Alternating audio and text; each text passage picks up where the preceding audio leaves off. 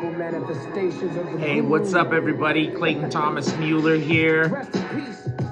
Woo! It's a beautiful day today. Just wanted to make a video and express solidarity with First Nations, all my Neechi relatives in the so-called province of Ontario who are battling against the racist Ford Nation and the Bill 5, which strips all environmental protection, endangered species protection, Indigenous consultation, fiduciary and legal obligations, to fast-track mega extractive projects in the Ring of Fire and beyond.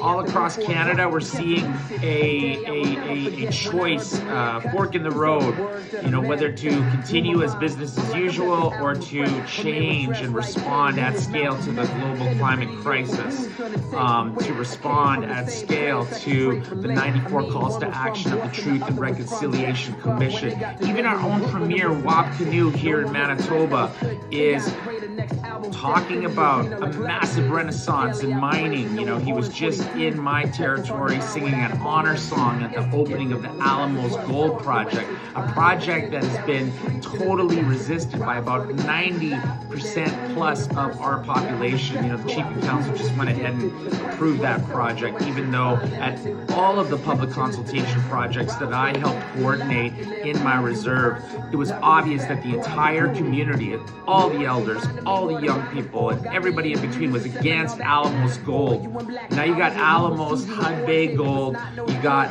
those people at Hudson Bay Rail Company, you got the province of Manitoba, you got rich families like the Richardsons here in Winnipeg, and a bunch of special interests that are all talking about LNG, tar sands, and conventional gas and oil pipelines to Churchill. You're talking about the coal fields of Alberta being connected to Churchill by a northern rail line, okay? And that's not just going to be coal on that rail line, it's going to be rare earth minerals, all right? All being shipped to Churchill for export out of the newly ice-free Arctic Railway, Arctic shipping lanes. The climate change issue has resulted in ships being able to go through the Arctic, which cuts down shipping lanes by 8,000 kilometers anywhere on the planet. So this is a very lucrative and geopolitically significant moment in time that First Nations in Canada are facing, but Neechis here in Manitoba are facing. A lot of pressure. Carney's made it his #1 priority of his administration to develop and export the Port of Churchill and the trade capabilities of a Arctic shipping lane. And so, there's a lot for us to think about. Manitoba's about to change. This place is about to boom. And we think about the migration that has begun already because of climate change. A lot of people are coming to Canada, man. And we got to be prepared, And, just to switch gears a little bit, I want to send my love and solidarity to all my relatives coming from all the evacuated communities.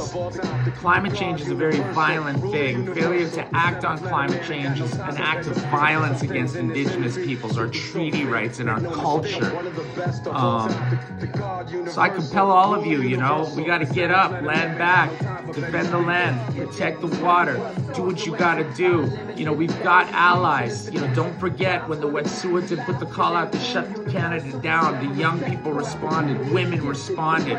Don't forget that. They tried to make us have amnesia, during the pandemic. But now it's summertime, baby. It's time to get up, land back. I'll see you in the streets and out in the lands.